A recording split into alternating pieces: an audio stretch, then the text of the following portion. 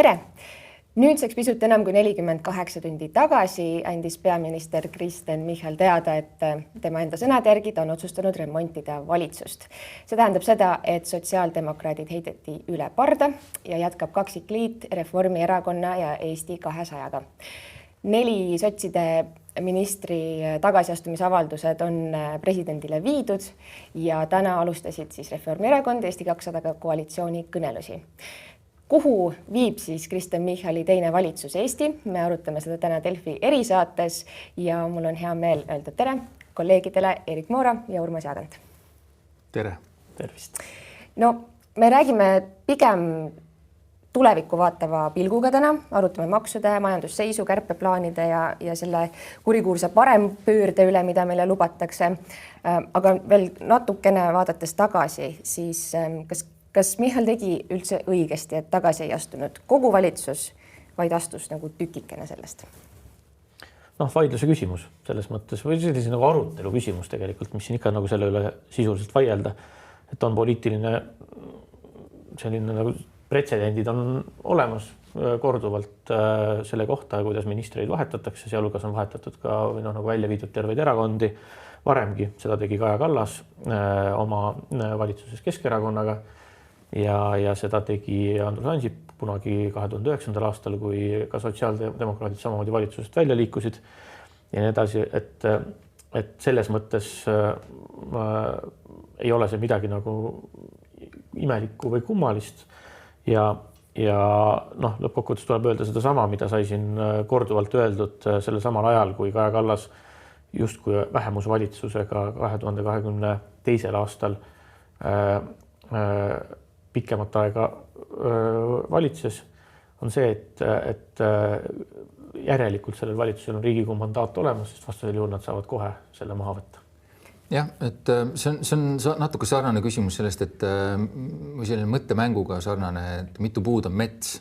Et kui me kujutame ette, et kui peaminister vahetab ühe ministri välja, eks ole, siis on ju selge, et ta ei pea ise tagasi astuma. Aga kujutame hüpoteetiliselt, et olukorda, kus minister vahetab välja kõik ministrid, näiteks võtab 2 uut erakonda, kõik on täitsa uus peale nagu siis tema peaministri valimiste vahelisel ajal. Siis on ju küsimus, et ikka nagu võib-olla see on nüüd natuke teistmoodi, eks. Ja nüüd me võime loksutada seda sinnamaani, sinna keskele poole, kus me siis jõuame sellisesse kohta, kus me ütleme, et näiteks, ma ei tea, 5 ministri vahetamine saab teha, 6 ministri vahetamist enam nagu ei saa, et täpselt see ongi see süsteem, nagu seda lubab, sest et mandaat on antud, eks ole, ju 4 aastaks valijate poolt, et siis selle raames ju on võimalik nagu toimetada, et iseenesest võib-olla see on lihtsalt nagu ka dünaamilisem praegu, võib-olla selle tagasiastumise oletame, et oleks teinud, see oleks lõppenud selle seisuga, et me oleksime siis kõik need formaalsused läbinud ja see oleks olnud sama koha peal tagasi, et kas sellel on mõtet, nagu me näeme, praegu proovitakse üsna kiiresti neid asju toimetada, et jah, eks selle üle saab nagu arutada ja mõtlen, see taandub lõpuks sinna, et kas 100 puud ei ole mets, aga 101 juba on. Aga tööd tegi Michal oma valitsusele juurde päris palju. Riigikogus on siis uuel valitsusel üsna napp ülekaal, 52 häält ja eks on kuulda juba, et nende aknaaluste liikmetega ja võib-olla ka Eesti 200 fraktsiooni liikmete seas käib selline kauplemine, kompamine, kes keda toetab, et lihtne oma ideid Riigikogus läbi suruda tegelikult ei ole. Jah, aga see 52 häält nagu kriitilisel hetkel siiski on enamus. Selles mõttes, kuigi seda on väga raske nagu jooksvalt kogu aeg selles mahus tagada. Keegi ei tohi haigeks jääda, välislähetustes käia. Keegi ei tohi kõhklema lüüa üksiku ühe või teise otsuse ees, keegi ei tohi hakata kauplema ja oma hinda tõstma mingite kauplemistega, seal selles mõttes mänguruumi on väga vähe, selles mõttes võtab peaminister Michal küll väga suure riski igal juhul. Aga jällegi, kui vaadata neid otsuseid, mida jooksvalt tehakse, mida on kavas teha, siis ka seni isegi ei ole ju need väga täpselt koalitsiooni ja opositsiooni piire mööda jooksnud, vaid on ikkagi sõltuvalt otsusest teistsuguse häälte tasakaaluga. Ja see tähendab seda, et suuremat osa neist otsustest on võimalik teha palju suurema häälte arvuga, kui on ainult sellel koalitsioonil. Aga jah, see arv hakkab rolli mängima sellistel kriitilistel hetkedel, umbusalduse hääletustel ja jah, sõltub natuke ka sellest, mis hoiaku võtab siis opositsioon, et kas ta näiteks hakkab ühiselt nagu kõike blokeerima, näiteks nagu juhtus 2023. aasta valimiste järel, kus tegelikult esimene aasta Riigikogus oli ikkagi nagu selline nagu sellise paigal tammumise ja selge oponeerimise asi, et siis sellisel juhul oleks see valitsemine keerulisem. Ja me võib-olla natukene unustame seda, et praegu kõigil selline ärevus üleval ja emotsioonid üleval, et küll on see väike, aga tegelikult väike ülekaal, aga enamik nagu tööst on ju selline tavaline sumbuurne selline eelnõud, direktiivid, asjad, kus enamasti ei ole kohal kõiki saadikuid, eks ole, seal pole isegi vaja ju, et sul oleks täpselt see 51 olemas, eks. Et piisab palju vähemast ja selline nii-öelda tavapärane seadusloome protsess, seal ei ole nagu mitte mingit nagu takistust, aga jah, just need kriitilised kohad ja muidugi eks võib mõne puhul võib-olla eeldada, et opositsioon hakkab midagi testima mingisugustes olukordades, et äkki õnnestub mingisugune võib-olla sisult suhteliselt tühine eelnõu läbi kukutada tänu sellele, et salaja on kohal mingisugune suurem hulk opositsioonisaadikuid ja siis saab jälle kella lüüa, kuidas valitsus nagu ei pea, eks. Et selliste asjade eest peab olema muidugi ettevaatlik ja see teeb nagu, ütleme, und rahulikumaks ei tee selline seis, jah, mitte kellelgi. Kas sotsidel praegu on pigem selline trots üleval, et võimalikult ikkagi raskeks teha see asjaajamine Riigikogus? Ma ei tea. Neil on natukene selline seis, et nendel on väga keeruline minna nüüd ütlema valitsusele, järgi jäänud siis valitsusele, et hakake tegema rohkem või paremini. Et te ise just olite seal, et miks te ei teinud. Et eks nad peavad näitama seda nagu suunda, et nemad teeksid mingid asju teistmoodi. Ja et näete, et need asjad, mida nüüd teeb see kahene valitsus, et meie just seisime sellest, et siukseid asju ei tuleks. Nüüd meid visati välja, näete, ja nüüd nad neid teevad. Et kindlasti sellistes julgeoleku küsimustes, sellistes kohtades ma küll ei usu, et nad lähevad isegi emotsiooni pealt mingisuguseid selliseid takistamisi tegema, et kõik ju saavad aru. Et üks väga oluline asi, millest aru saada, on see, et ega Reformierakonna probleem ei ole sotsid. Reformierakonna probleem on Isamaa. Ja selle vaatest võiks vaadata tegelikult kõiki neid liigutusi, mis on tehtud. Aga kui ideed on head, siis iseenesest ju probleemi ei pruugikski olla. Vaatame siis mingid ideid, mida me võiksime näha või mingid poliitikad, mis võiks hakata nüüd liikuma või muutuma. Võib-olla alustaks sellest suurest terminist, et toimub mingisugune parempööre, et sotsid tõmbasid kuidagi valitsuse hästi vasakul ära ja siis kõik töö peatus ja peaministrile see ei sobinud. Mis see parempööre siis tähendab? Selgitage lihtsatele inimestele, mis me nägema nüüd hakkame? Esiteks ma arvan, et me hakkame nägema päris tuntavat poliitikamuudatust ka paljudes valdkondades ja niisuguseid märgilisi samme, mida tõesti senises selles koalitsioonis teha ei saanud. Ühest küljest seda me jõuame veel arutada, äkki, et mis need poliitikamuudatused või asjad on. Aga ma arvan, et kõige olulisem siin ka seletus, miks seda üldse tehti praegu, on see, et nii-öelda see vastanduse telg muutuks, mis poliitikas on. Et senine vastanduse telg oli nagu selgelt selline, et oli valitsus koosnes 3 erakonnast, kellest 2 ei tahtnud olla vasakpoolsed, aga valitsus tervikuna oli nagu mõjus vasakpoolsena, kuivõrd seal oli sotsidel siuke suur nagu nende enda arvates ja paljude teiste arvates selline nagu otsustav kogu sääli, nagu tuli välja, siis nad olid võib-olla üle mänginud oma käe natukene ja ei olnud nii otsustav lõpuks midagi, aga läbirääkimistes asjades nad niimoodi käitusid. Ja ühesõnaga, et seda senist valitsust kogu aeg rünnati nagu paremalt, et selle taga on Isamaa tõus, parempoolsete selline jõuline esilekõrkimus ja selline suurem resonants ühiskonnas ja ajakirjanduses ja nii edasi, oli justkui valitsus oli paremalt poolt rünnatav. Ja nüüd selle muudatusega ja nende poliitika muudatustega, mis eeldatavalt tulevad, see nagu lahustab seda sama paremalt poolt ründamise telge ja pigem fookus muutub selliseks, et kriitika läheb pigem nagu teisele poole üle, et hakatakse nagu vasakult tiivalt valitsust ründama sellega, et küll nad seal kuidagi kärbivad liiga palju või mingid toetusi ei tõsta või mingid palgad ei tõuse või mingisugused muid niisuguseid asju, mida see parempoolne poliitika ju tähendaks, on ju. ja selline ja olla vasakult tiivalt rünnatav on esiteks vähemalt Reformierakonnal harjumuspärasem asi, kus nad tunnevad ennast mugavamalt või paljud neist.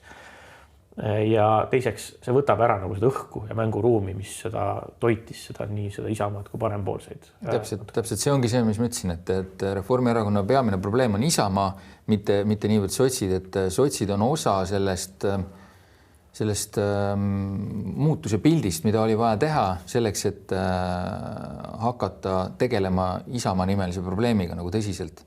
Ja noh, võib-olla siin oodati mõnda aega, et mis saama hakkab, aga nagu me oleme näinud reitingutest, hakkas saama see, et ei kuku kuhugi Isamaa reiting ja pigem Reformierakonna oma langeb. Terve selle aasta Norstati reitingutes on ta olnud langev. Et sellega pidi tegelema ja sellest, et kui meedia esitab seda pilti praegu sellisena, et mingisugune põhimõtteline või selline suur tüli on sotsides ja reformis, siis mina ei tea, mida seal 4 minuti jooksul, mida öeldakse väidetavalt räägitud seal Läänemetsaga, kui nad kohtusid ühel hommikul, et mis seal teemaks oli, aga ei saa välistada, et öeldi, et vabandust, aga lihtsalt muud ei jää üle Isamaaga tegelemiseks, eks. Või võib-olla ei öeldud niimoodi otse, aga ma arvan, et Lauri Läänemets saab ise väga hästi aru, milles häda seal on, et Reformierakond peab sellega tegelema, kui nad tahavad valimistel edukad olla. Mis see kõige märgilisem poliitika muutus on, mis paistma hakkab? See sama maksude tagasipööramine või? See on selles mõttes on see... ei pööratud ja tegelikult ju suurt midagi tagasi, jäetakse ära need, mis oli plaanis nagu teha, et selles mõttes nagu väga suurt tagasipööramist ei ole, aga jah, osa sellest nagu pööratakse tagasi, aga ma arvan, et kõige märgilisem muutus, mida tegelikult see uus koalitsioon vajab, mõlemad erakonnad äärmiselt nagu vajavad, on see, et valitsus mõjuks nagu otsustavana ja selgena ja võimelisena tegema otsuseid julgeoleku valdkonnas nagu järjest praktiliselt neid protsesse päriselt juhtima, majandusvaldkonnas, konkurentsivõime valdkonnas tegema midagi nagu selgelt rohkem, ettevõtte sõbralikumat. Kolmas asi, millest räägivad, on seesama see bürokraatia vähendamine, et seal peab tulema ikkagi selgemad sellised algatused ja signaalid ja teated. Neid on juba natuke ka välja paisatud ja nii edasi. Ja nendes valdkondades ei tohi jääda nagu pikalt läbi rääkima, pidurdama, hoidma, kuude kaupa pidama valitsuse sisest debatti, miks teemad ei jõuagi isegi valitsuskabinetti, sealt ei jõua Riigikokku, edasiminekut justkui ei toimu. Et see on see, mida on vaja kõige rohkem muuta. See ei ole iseenesest ei parem ega vasakpoolne, aga senises valitsuses koalitsioonis oli siis nagu häiritud. Ja need teemad on jah ikkagi need samad, mida Eerik juba ütles, et julgeolek, aga selle osas on muidugi see küsimus, et seal ei ole mingit probleemi nagu otseselt olnud.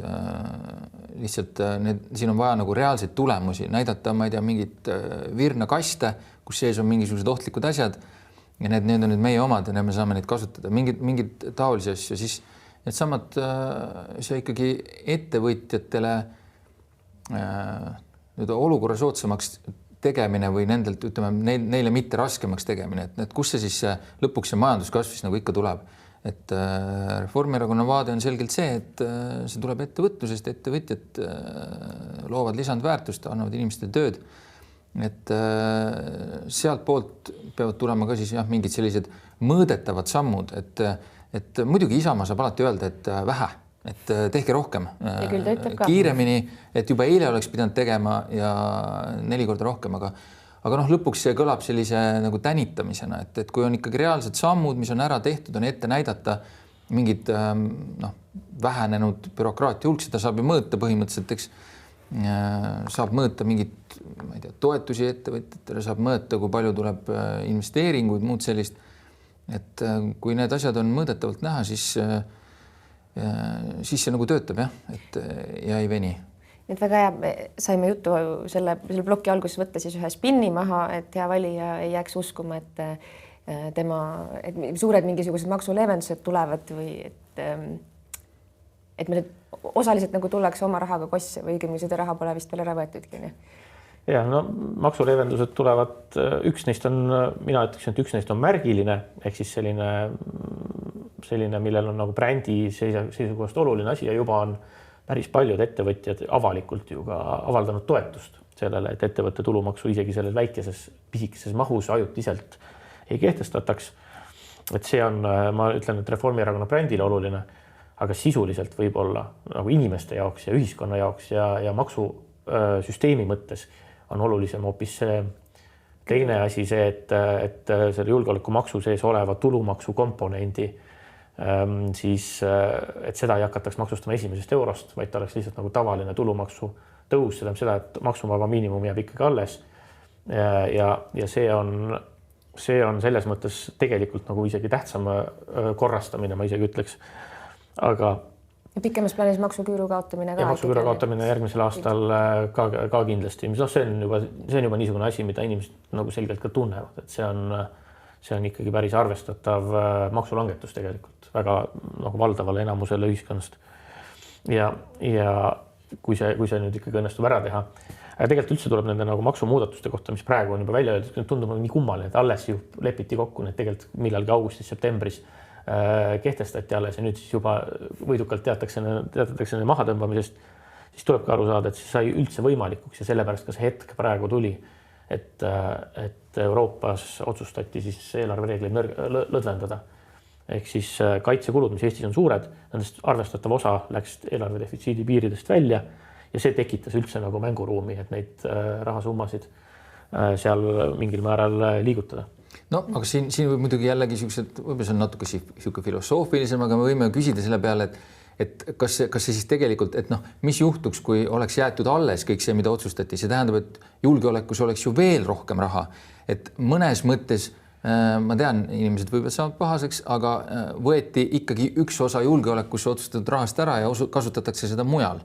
Ja kuigi see on selline suhteliselt lõdvalt nagu komponeeritud argument, aga ta nagu tegelikult ikkagi on, et see raha oli otsustatud julgeolekusse panna, nüüd leiti, et Euroopast saab midagi, seega paneme sealt ja paneme selle, mis me juba sinna olime otsustanud ise tõsta, paneme selle kuhugi mujale. Ehk siis põhimõtteliselt tehakse ikkagi mõnes mõttes julgeoleku rahaga ka midagi muud, aga eks... selle kriteeriumiks on muidugi see, et tuleb lihtsalt hinnata, et kas julgeolekusse läheb raha juurde või läheb vähemaks. Et kui lähiaegadel ja järgmises eelarves ja nii edasi osakaal päriselt kasvab, siis tegelikult on ju selle plaani osa on ju see, et tuleb liikuda 5%-ni sisemajanduse kogutoodangust, mis on meeletu tõus, nagu väga-väga suur koormus riigieelarvele, siis tuleb see nii või teisiti sinna lisada lihtsalt, et see ongi küsimus, kas see siis nüüd juhtub või ei juhtu. Tegelikult põhiküsimus on, et kust tuleb raha, et kui senimaani siis Michali esimene valitsus püüdis seda siis maksudega riigieelarvet suurendada, defitsiiti vähendada. Nüüd me siis ootame Euroopas seda suurt rahalaeva ja loodame, et ettevõtjad innoveerivad järsku. No, kui ma olen aru saanud, siis me tegelikult ju meile nagu laeva ei antud, meile vist nagu pigem anti pilet selle laeva peale, et selle koha pealt see seal ikkagi nagu ise nagu saama või kajuti siis, kui me seda võrdlust jätkame, et seda... Ei tea, kuhu see meid viib küll. Ei tea, kuhu see viib, aga mõte on ju see, et lihtsalt riigid peavad siis ise leidma viise, kuidas siis neid vahendeid nagu juurde hankida, lihtsalt see ei lähe enam sinna eelarve defitsiidi arvestusse. Sisuliselt tähendab see laenuraha, tegelikult tähendab seda, et riigid ise peavad laenama suurendama eelarvet ja see on Euroopa tasandil rahatrükki ja riikide tasandil laenukoormust. Aga jällegi julgeoleku olukord ongi selline, kus me tegelikult oleme juba aastaid rääkinud, et Euroopa peaks võtma ühislaenu. Meie ise Eesti oleme seda ju rääkinud. Ma arvan, ühiskonnas on olnud laialdane arusaam sellest, et kaitsekulude tõstmisega on kiire. See tähendabki seda, et tulebki ka laenu võtta. Jah, me paraku peame arvestama, et me oleme sellises olukorras, kus siin midagi nagu teha ei ole, et ega siin on näha ka juba probleeme, mis siit nagu tekivad, eks ole, et kui rahatrükk uuesti algab suuremas mahus, võetakse laenu, rohkem kui need Euroopa eelarve reeglid olid, sest need lepiti kokku mingi mõttega, nendel on ikkagi olnud eesmärk, mitte lihtsalt olla kuri, vaid nende eesmärk on see, et eelarved püsiksid nagu joone peal, et keegi ennast lõhki ei tõmbaks. No ja just, et see kindlasti toob kaasa mingisuguseid selliseid majanduslikke, mitte just eriti toredaid järelmeid, aga olukord on selline, et nendega tuleb ju siis hiljem tegeleda, et ega ei saa.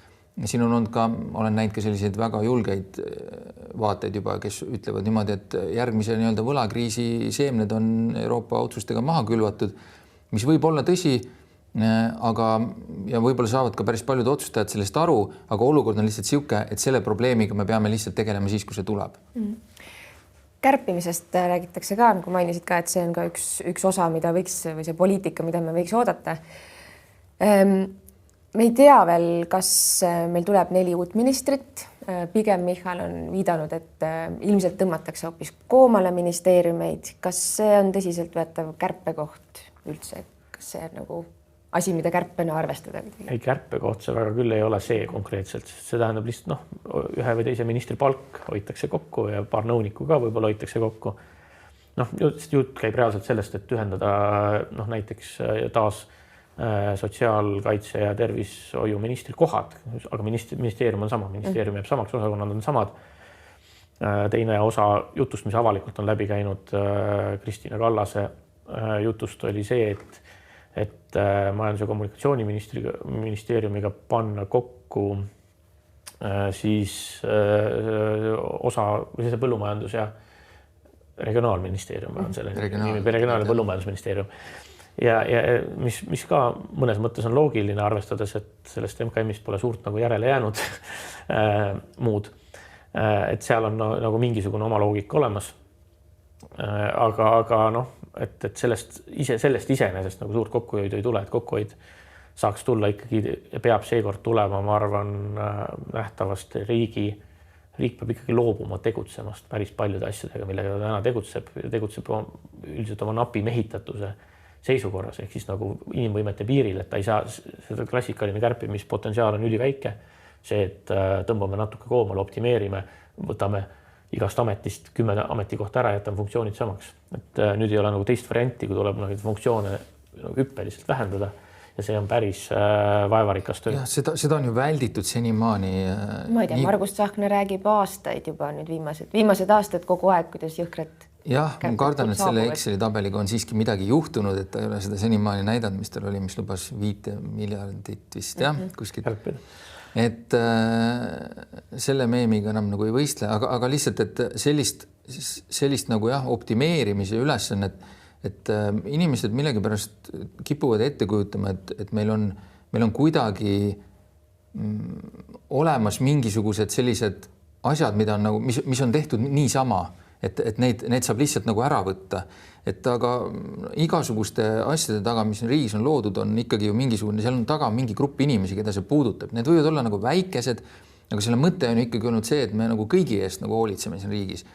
Et neid ei saa lihtsalt niimoodi, et sa nagu võtad jupi ära ja see ei puuduta kedagi, võtad täiesti ära, et see ei puuduta kedagi. Need kindlasti need otsused hakkavad nagu konkreetseid gruppe puudutama, kellel on väga hea põhjendus, miks need asjad on. Eks ole, meil on siin ka naljakaid näiteid mingisugustest asjadest, mida tehakse, mille kohta võib küsida tõepoolest, kas seda on vaja.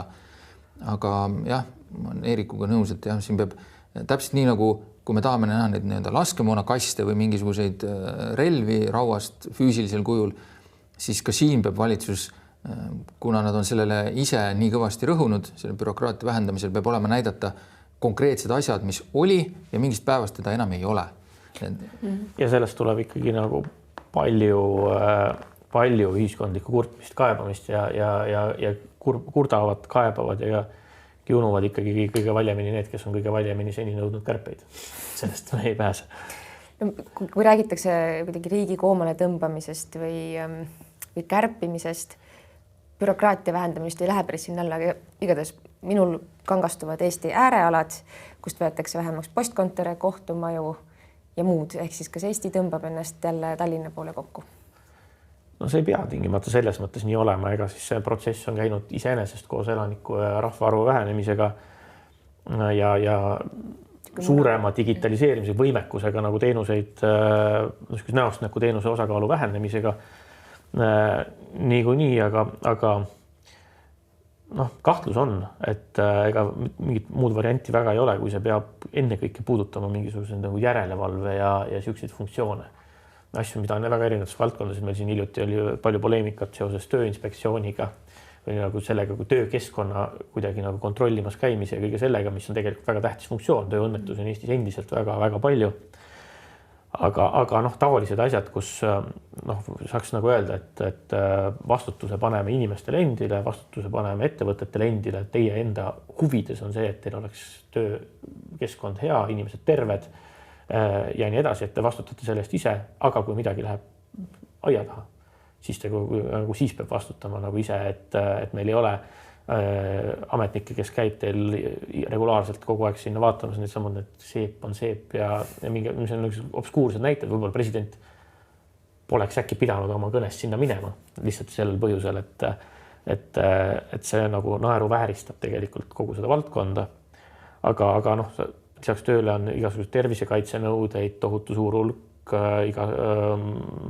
mingisugused loataotlusi, lubasid, mida on vaja mis tahes tegevuseks, ehitusjärelevalve, mingisugused nõudeid, need kasutuslubade asjad, projektide, mingid eeltingimused, asjad, kõik see sealt kuidagi saab see tulla, mitte kuskilt mujalt. Jah, see saab sealt tulla, aga me peame tähele panema, et ka see ei tule kergelt, sellepärast et ega ka need asjad ei ole tekkinud ju kellegi laua taga välja mõeldes, et nendel on olnud mingi põhjus, et üldiselt jõuab see asi nagu sinna ju läbi avalikkuse samamoodi, kui meil juhtub mingi sihuke totter olukord, mis võib väga kurvasti lõppeda, et keegi laps päriselt sööbki nagu seepi, satub haiglasse, sellest kirjutatakse ajakirjanduses.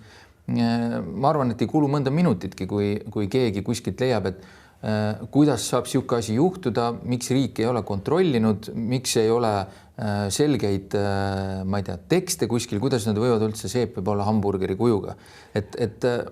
Ja siis on loomulik riigi reaktsioon, et me peame siin kuidagi siis nagu piiritlema seda. Ja eks see nii on käinud ühe tüki kaupa.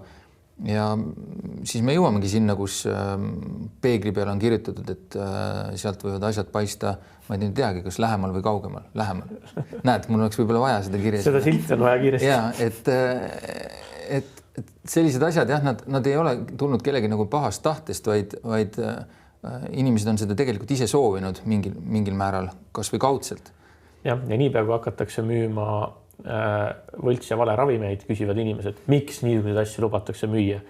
Nii peale, kui mürgitatakse ära mingisuguse nurga tagant ostetud, ei tea, kust saadud lambalihaga terve šašlõki sööjate seltskond, siis inimesed küsivad, kuidas puudub elementaarne toidukontroll ja kus on Toiduameti silmad või ma ei tea, kuskil tuleb mingi loomahaigus ja veterinaaramet ei tegele selle, ütleb, et see on nüüd ettevõtja vastutus, tema ülesanne, seaduslik ülesanne on kõik loomad ise korraldada, et nad saaks tapetud ja kõik nii edasi, siis kõik ümberaudsed varned ütlevad, mis asja, et see on ebareaalne, et riik peab igal juhul hoolitsema, et see taud nüüd ei leviks. Et nii ta tegelikult selles juures läheb ja selles mõttes Urmas oli õige, et päris ilmaasjata nad pole sündinud. Või tuleb pandeemia ja siis küsitakse, miks Terviseametis nii vähe inimesi on tööl, et miks te valmis ei ole. Aga vaktsineerimata. Aga siin ongi, me peame neid valikuid tegema. Et see ongi see, mis valitsuse ees nagu seisab, et siin tuleb teha mingeid mõistlikuid valikuid, et tuleb otsustada, mis asjad meile võib-olla on praegu tähtsamad kui teised ja kindlasti kaasnevad nendega mingid kahjud, midagi kindlasti juhtub. Üks selline värvikas mõttearendus, mis on ka viimasel päeval arutelu leidnud, on siis, kui Kristina Kallas andis Vikerraadiole intervjuu ja rääkis ka sellest, et tuleks bürokraatiat vähendada, iseenesest oleks vaja sellist efektiivsuse tsaari, mille peale ajakirjanik küsis, et kas te mõtlete Elon Muski tüüpi inimest ja siis ta viitis, et loogika mõttes küll. Ja nüüd siis on peegeldatud, et ehk võiks uus riigisekretär olla selline efektiivsuse tsaar, kes ütleb, et kust tuleb koomale tõmmata. Kas riigisekretär on selleks õige inimene? Mina võib-olla alustaks hoopis sellest, et milleks meil on nagu ministrid, et me anname ju, see on poliitiline vastutus, et me anname mingitele inimestele, oleme andnud poliitilise vastutuse otsustada, mida me teeme ja mida me ei tee. Et mulle alati tundub selline välise jõu otsimine tundub nagu vastutusest nagu eemale hiilimine selles mõttes, et las keegi tuleb ja ütleb, kuidas peaks tegema ja siis me nagu teeme. Et see ei ole see, mida poliitik peaks tegema minu arvates, et minu arvates peaks ikkagi ministrid ise otsustama seda, ja siis, kui rahvale see nagu ei meeldi, siis tuleb neil valida teised poliitikud. No mida Kristina Kallas ka ütles, ongi see, et nagu selle süsteemi või haru seest ikkagi seda muutust ei tule. Et lihtsalt alati ministritelt meilt ju ennekõike tegelikult oodatakse seda, et nad eelarve läbirääkimistel seisaks oma valdkonna eest ja kaitseks, ma ei tea, oma kultuuri või politseil tooks palka või mingisugused asjad ja siis nad on nagu kehvasti tööd teinud, kuna te ei ole seda teinud, et siis eelarve suurendamist sinna toonud ja seetõttu ma arvan iseenesest, et see on küll nagu just klassikaline näide sellisest nagu öeldakse horisontaalse koordineerimise vajadusest. Ehk siis siukseid asju saab teha kuidagi teisiti, aga kas see nüüd on riigisekretär isiklikult, ma arvan, et riigisekretäril endal on ka päris palju tööd kõige muuga, et see võib olla ka mingit sellist taset on vaja, kes neid prioriteete kuidagi jälgib, hoiab ja koordineerib ja see peaks olema loomulikult, ma arvan, ka peaministri lähistel. Loogiliselt, kui see on nagu kogu valitsuse prioriteet. Aga ja ka see variant jätab tegelikult väga suure osa tööst ministeeriumitele ja ministritele ära. Eriti kui nagu jutt käib sellest, et nagu selle ametite süsteemi kuidagi optimeerimine ministeeriumite haldusalades, siis on seal jääb endiselt ministrile piisavalt rolli. Jah, ma näen tegelikult seda ka mujal, et eile ka peaminister Kristen Michal ütles Riigikogus, et ta nüüd kavatseb kokku kutsuda selliste ettevõtjatest koosneva sellise nõukoja või kuidas ta seda parasjagu nimetas, ma täpselt ei mäleta, aga mille eesmärk on siis, et vaadata, et kus siis seda bürokraatiat saab vähendada, kus saaks seda riiki efektiivsemaks teha. Mul esimene mõte, mis mul pähe tuli, et meil oli taoline. Meil oli 27 ettevõtjad, tegid Riigireformi sihtasutuse, töötasid välja hulga ettepanekuid, need on internetis kõik saadaval, lugesin neid eile, tunduvad siiamaani paljud päris mõistlikud. Võib-olla nende fookus oli veidi teine, mitte otseselt bürokraatia vähendamisel, aga sellest oli seal. Ja selle tulemus on see, et kirjutati alla memorandum ja kõik igasugu asjad lubati seda töösse võtta ja mitte midagi ei ole. Võib-olla midagi on, aga enamikku sealt ei ole tehtud. Et paraku selliste väliste seltskondade häda on see, et need kuulatakse kindlasti ära kenasti ja pildistatakse üles kõik need dokumentide valmimised ja kõned, võetakse linti, aga kas neist midagi ka nagu edasi saab. Et selles mõttes ma olen natukene skeptiline selliste väliste nagu kogude suhtes, kes siis peavad peale vaatama selle peale, millega tegelevad need, kes selle kogu kokku kutsusid, ehk siis palkasid põhimõtteliselt. Ja, siin on muidugi vahe selles, kui väline mingi asi on, et see Riigireformi sihtasutus oli nagu täiesti väline. Ettevõtjad ise tulid kokku, paljud neist endised riigimehed käisid, neil meeldis koos käia, arutada ja teha. Täitsa nagu kodanikualgatuse projekt. Ma räägin sellest, et ikkagi nagu valitsuse koalitsioonileppe tasandil luuakse selline komisjon kõlab halvasti, aga luuakse komisjon siis Riigikantselei juurde näiteks ja kellel on meeskond ametnike alt poolt toetus ja siis ka voli neid otsuseid teha, siis sellisel juhul on see veidike teistmoodi ja kui ta viib ellu siis valitsuskoalitsiooni ühtset poliitikat, aga see küsimus on see, et kui kaua see ühtsus kestab, kui näiteks Eesti 200 on siis nüüd see koalitsiooni väiksem partner ja kui selle üksuse analüüs viib selleni, et näiteks Haridus- ja Noorteamet, mis on üks suuremaid ameteid nii edasi, et selle ülesannete seast kaotame pooled ära, et lihtsalt ei tee ja seetõttu ka toome asutuse suuruse 600 töötaja pealt 300 peale. Et siis võib see poliitiline tahe sealt ära kaduda. Näiteks teine hüpoteetiline olukord, ütleme, et täiesti see sõltumatu asutus leiabki täiesti objektiivselt, et rohkem kokkuhoiukohti on nendes ministeeriumites, kus on Eesti 200 poliitikud. Kas te arvate, et Eesti 200 näeb seda kuidagi võrdsena või? Et ei. Hakatakse nõudma, et umbes sama palju peab kärpima ka Reformierakonna poole pealt ja sinna see kõik läheb. Kuidas me majanduse käima saame? Kas selle nõukoguga, mis tehakse nüüd nende maksu leevendustega või sellega, et maksudega ei koormata meil ettevõtteid? Või kus on need suured ideed? Kas me näeme mingeid suuri ideid? Ma arvan, et see unistus ja ootus, et oleks kuskilt see suur idee või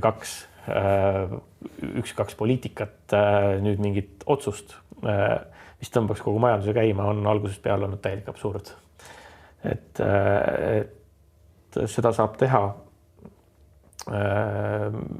mitmel moel, aga kõige olulisem sellest on siis paar sellist nagu väga selget signaali ühiskondadele. Neist esimene on see sama, et jõukust loovad ja saavad luua ainult ettevõtjad ja seetõttu on ainult ettevõtjate käes see tegelikult, kuidas nagu majandusel läheb ja valitsus peaks siis omalt poolt ettevõtjate teelt takistusi püüdma kõrvaldada või andma vähemalt selle tunde, et neid jääb vähemaks, mitte neid ei tule juurde kogu aeg, et ettevõtjad julgeksid investeerida ja midagi teha, et see on nii-öelda siis A ja O. Ja selles osas tahe ja tegelikult ka neid sõnumeid on juba tükk aega antud ja tehtud on ju, aga seni pole see reaalmajandusse on see vähe jõudnud. Me küll näeme siin, et eelmise aasta viimases kvartalis oli majanduskasv täitsa mõne jaoks üle ootuste suur. Aga see, et see muutuks kuidagi süsteemseks, eriti nüüd, kus maailma majandus tõenäoliselt pigem saab hoobi, vaadates, mis toimub Ameerikas, siis eks ta keeruline ole, et lihtne on öelda, et näed, midagi ei muutunud, kuigi tegelikult välistegurid panevad sellele käe ette. Jah, me peame ka nagu tähele panema seda, et mida valitsus saab luua tingimused ja siis loota, et ettevõtjatel tuleb midagi, tuleb välja, tuleb avada neile uksi, eks ole. Ja me oleme loonud kuidagi nagu sellise keskkonna, kus me nagu üldse ei salli seda, et midagi läheb valesti.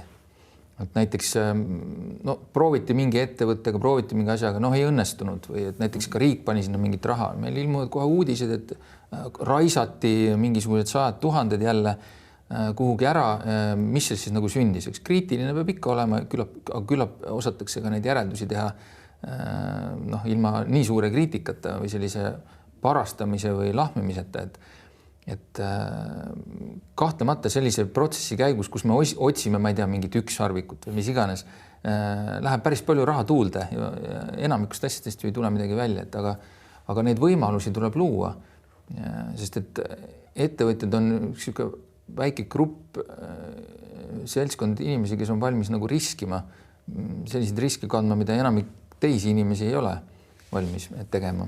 Et selles mõttes võiks neile luua need tingimused võrdsed, kusjuures, eks ole, konkurentsiolukord võrdne ja siis tulebki nagu loota, et lihtsalt oleks see kindlus ja seda on ju ka valitsusele nüüd siis vist juba võib öelda enam-vähem eelmisele, eks ole, ette heidetud, et seda kindlust nagu ei olnud, mis siis saab.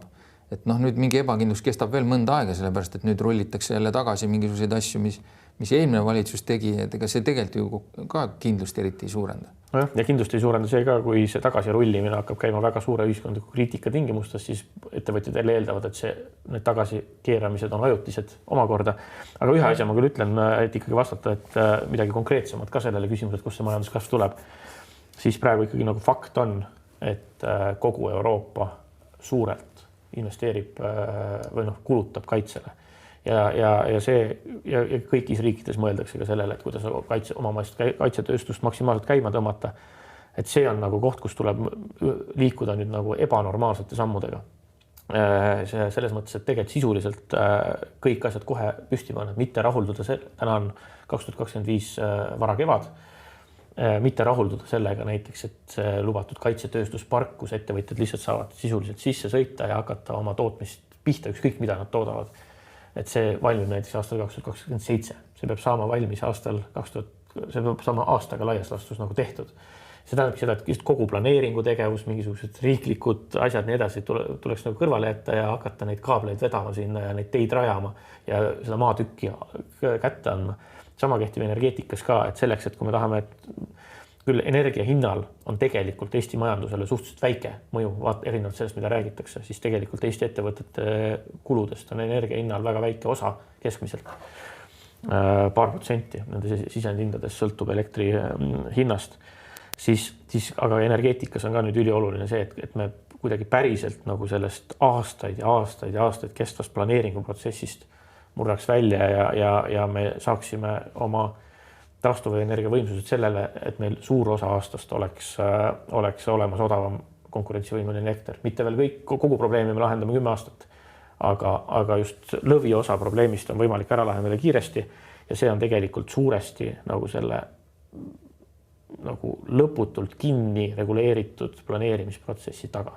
Nii et tuumajaam saab nurgakivi? Tuumajaamaga on natuke keerulisem selles mõttes, et seal on väga kõrged nagu rahvusvahelised juba piirangud, standardid, asjad, me ei saa teha omalt erinevalt sellest, et me saame tuuliku püsti panna ja kui see peaks nurjuma, saame me selle 7 aasta pärast lihtsalt maha võtta ja kõik, siis tuumajaamaga on keerulisem. Aga Michali eelistus oleks kindlasti tuumajaamaga edasi liikumine, et seda ta on ka öelnud. No seda küll ja see on, ma arvan, et see on teatud komponendina ka selle valitsuse lõhkimineku taga oli see, et sotsid ei näinud varianti tuumajaama teemadega edasi minna sisuliselt ja siis aga tuumajaam nii või teisiti, oleme realistid, on mitte isegi 10 aasta teema, vaid pigem nagu 15 aasta teema ja tegelikult ta siis seega meie energia ja konkurentsivõime küsimuse panustab alles 2040. aastatel ja kas teda siis on või ei ole, see sõltub nagu turust, majandusest, kõigest muust. Aga täna ei ole see meie esimene nagu kõige kiirem prioriteet. Täna tuli siuke väike vandenõu mulle pähe, et kui ma hakkasin tagasi mõtlema sellele meretuuleparkide protsessile ja selle, kuidas see ootamatult sai otsa ja see oli sotside eelistatud variant ju. Et äkki juba siis toona oli Reformierakonnal otsustatud, et sotsidega edasi minda, visati nende idee välja, mõeldi, et okei, praegu lähevad pulgad, varsti läheb trumm nagunii. Ma arvan, et see nii oligi. Ma arvan, et see otsus viis, kuidas see sotsideni jõudis, et minister läks valitsuse koosolekule ja kõigile üllatuslikult teatas, et nüüd ma teen ettepaneku lükata aasta võrra edasi asi, mis oli just kokku lepitud, et me teeme korraga need asjad, see oli sotside, kogu aja on olnud sotside nõudmine, et meretuule vähempakkumine tuleb teha maismaa tuule asjadega korraga, et kohe. Ehkki vaatamata sellele, et tegelikult eksperdid laialdaselt soovitasid teha neid just selles järjekorras, et teeme maismaa tuule asju enne, siis vaatame, kuidas need lähevad, mis seis on ja siis teeme meretuule järele. Et see oli tegelikult valitsuse jaoks väga raskesti kaitstav positsioon, kuhu sotsid oli valitsuse surunud suuresti. Ja see viis, kuidas seda siis teavitati ja tehti, näitab, et tegelikult peaministril ja kliimaministril oligi see mõte. Et võib-olla nad lootsid, et sotsid lähevad selle peale valitsusest ise ära, aga nad ei läinud, siis pidi otsima muid pseudoettekäändeid. See on minu tõlgendus sellest olukorrast. Puudutaks korra peaministri personaalküsimust ka. Viimastel päevadel, kui Lauri Läänemets on käinud jadamisi intervjuusid andmas, siis ta on muu hulgas niimoodi teinud torkeid sellele, et Michalil hakkas nüüd põlv värisema, et see on argpükslik käitumine, reitingu languse peale kohe on vaja valitsus lõhki lüüa. Ja kuni selleni välja, et ta viitas, et Michal ei ole võib-olla valmis kriisi olukorras ja mulle tundus, ta viitas ikkagi täitsa nagu julgeolekukriisi olukorrale. Ta ei ole valmis nagu vastutust võtma ja põlv hakkab siis ka värisema. On see õigustatud etteheide?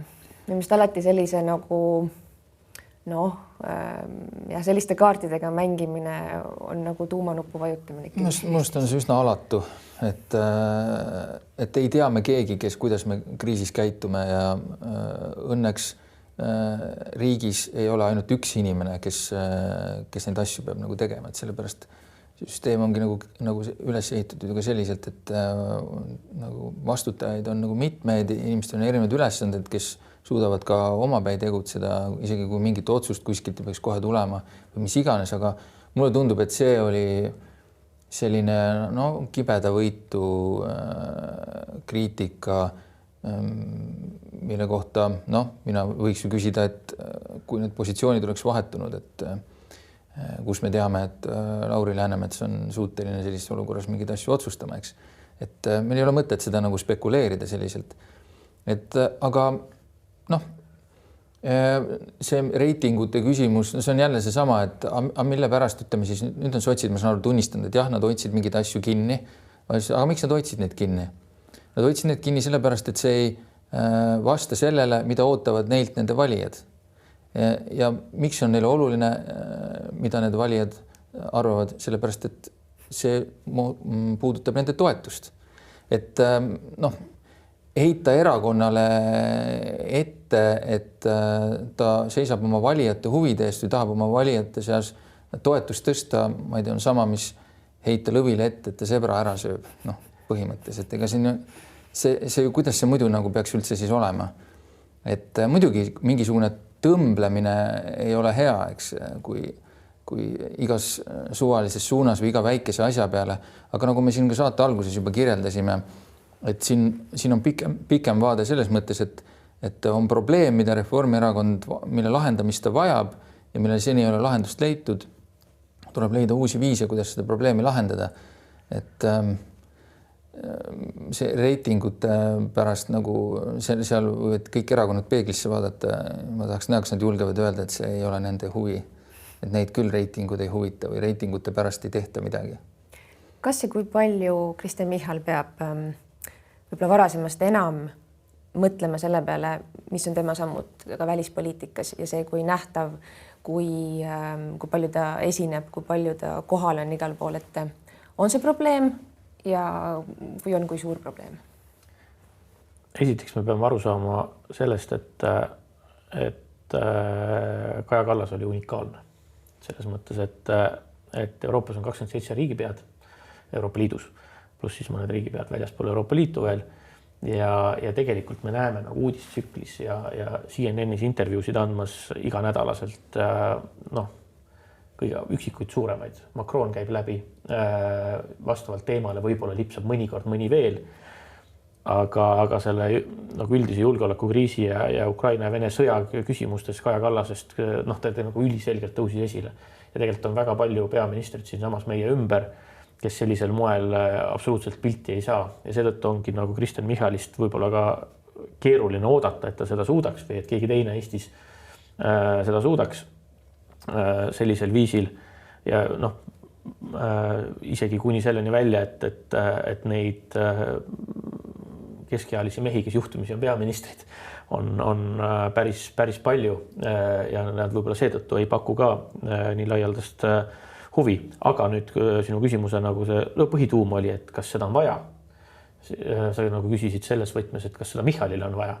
Siis seal on vastus nagu väike jah, aga Eestile tegelikult seda, et meie arvamus oleks pildil, et me oleksime kaasatud, et see läheks korda, et see on tegelikult nagu ülitähtis ja võtmeteema ja see on tegelikult kogu siis Eesti sellele nagu välise diplomaatilisele masinavärgile mõelda, et kuidas me nüüd siis nendes oludes, mis on muutunud, kuidas me nendes oludes suudame nagu tagada oma nii nähtavuse kui sellest avalikust nähtavusest olulisem on see, et nagu tõsiselt võetavuse see laudade taga, kus asju otsustatakse. Ja mida Michal ise seal teha saab, on muidugi luua väga tihedad suhtluskanalid ja otsesuhtluse kõigi nende riigijuhtidega, kes neid otsuseid langetavad. Et isegi kui ta ei ole iga laua taga või ei ole Eesti inimest iga laua taga, et see käib igal juhul nii, et sealt laua taga helistatakse ja küsitakse, et muidu on nagu täielik jama, kui meie käest ei küsite ka. Ja siin juba oli mingeid märke sellest, kuidas kogu Balti piirkond ju jäeti üsna kõrvale. Mis ei tähenda seda, et jällegi ei helistatud ja ei suheldud, seda juhtus ikka. Aga visuaalselt oli see halb. Ja, me oleme ju harjunud sellega, et erakondadel on valimistel peaministrikandidaadid ja me selles mõttes me ei vali otse peaministrit, aga me ikkagi kujutame ette sellest valikust, kes siis võiks selleks saada. Oleme valinud ju ikkagi nagu Eestile riigijuhti, et tegelikult on see ju alles, ma ei mäleta näiteks, ma ei tea, kuskilt 2000-ndate keskelt või et meil oleks nagu olnud mingi debati küsimus, et jah, okei, ta on peaministrikandidaat, aga huvitav, kuidas ta väljaspool nagu mõjub või kuidas ta see pole olnud küsimus üldse, et see on küsimus ju alles viimased siin 3-4-5 aastat, et jah, kõik sisepoliitika küll, aga nüüd siia juurde, et kuidas ta siis ka nagu see välissuhtlus võiks käia või kui hea ta nagu selles teemas on, et me pole isegi harjunud selles suunas nagu võib-olla nii palju mõtlema. Et see on selles mõttes ongi uus olukord ja ilmselt me peame tõesti seda nagu rohkem hakkama kõikide tulevastel valimistel neid peaministrikandidaatega läbi selle prisma hindama, aga jällegi ei ole peaminister siin nagu üksi nendes asjades, et meil on väga kogenud inimesi Eesti riigisüsteemis, kes need nii-öelda lüngad, kui neid peaks olema, oskavad esialgu võib-olla nagu täita ja järgi aidata, kui neid ühel hetkel ei ole vaja enam täita. Et kõik õpivad seda. Lõpetuseks 2 kiiret küsimust. Kellest saab siseminister? Hea küsimus, ei tea. Mitte. Pakuks, et Eesti 200-st tuleb see inimene või peab tulema ja olen väga mures. 0,25 punkti saad selle pooliku vastuse eest. Jah, ei oska selles mõttes ka nagu otseselt nime pakkuda, eks võib arvata, et Eesti 200-l on see valik võib-olla lähtub pigem pikemast vaatest, nagu need erakonna loosung ütleb, pikem plaan on ju jääda erakonnana ellu, ükskõik mis palju see šanssi selleks veel on, võimalused on, et need ministri valikud saavad kindlasti olema lähtuvad sellest, et uusi nimesid, uusi nägusid, kes paistaksid tegijad, võib-olla kas see valdkond on nii suur ja tähtis, aga see, et võime näidata selle erakonna laia kandepinda ja see komplekt ministrid, kes saavad a priori sellised nii-öelda loomulikult nagu palju rohkem tähelepanu, kataksid siis seda valijaskonda, keda nad tahavad. Nii et mõtlesin ühe nime peale lihtsalt, kui siin nimesid ka tahetakse rääkida, siis kui ma mõtlen edasi Eesti 200 liinis, siis sellise sõjaväelise taustaga ja juhtimiskogemusega, iseasi kas viitsimise ja valmidusega võiks olla näiteks Peeter Tali. Terras, Noorem Terras? Ei tulnud esimesena sellel portfellil pähe. Sellel portfellil võib-olla mitte, aga kuskil küll. Ma arvan, et nad võiksid ta valitsusse pigem liigutada küll just selles mõttes, et ta katab mingit osa nende valijaskonnast. Sa ütlesid, sa oled väga mures sellepärast, et ilmselt Eesti 200-le see portfell läheb. Ma kujutan ette, see on siis see põhjus, mida Urmas kõik loetles, et tahetakse kogemust anda kellelegi, mis eeldab, et inimesel pole kogemust. Mures oli ma selle pärast lihtsalt jah, et tugevate ministrikandidaatide leidmine on ikkagi väga paljudel Eesti erakondadele olnud ajalooliselt ja on ka praegu suur probleem. Ja kui kaua kestab Michali teine valitsus? Millal me siin järgmise ümarlaua korraldame?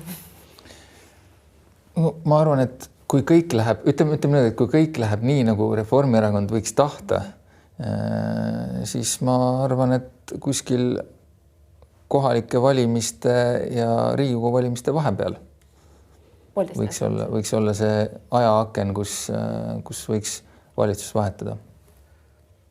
Ja. Valitsuse koosseis siis pigem vahetada, ütleme niimoodi. Aga jättes Reformierakonna niikuinii peaministri positsioon.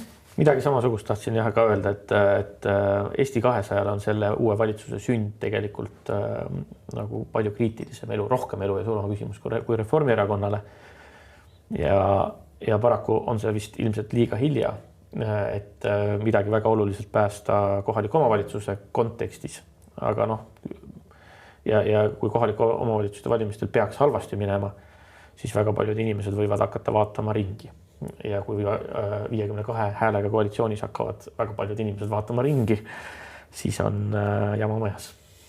Aitäh teile selle mõttevahetuse eest ja loodan, et natukene sellisel murdelisel hetkel tõime siis valgust või selgust, et mis saama hakkab. Aitäh ka vaatajatele ja kohtume mõnest järgmises saates.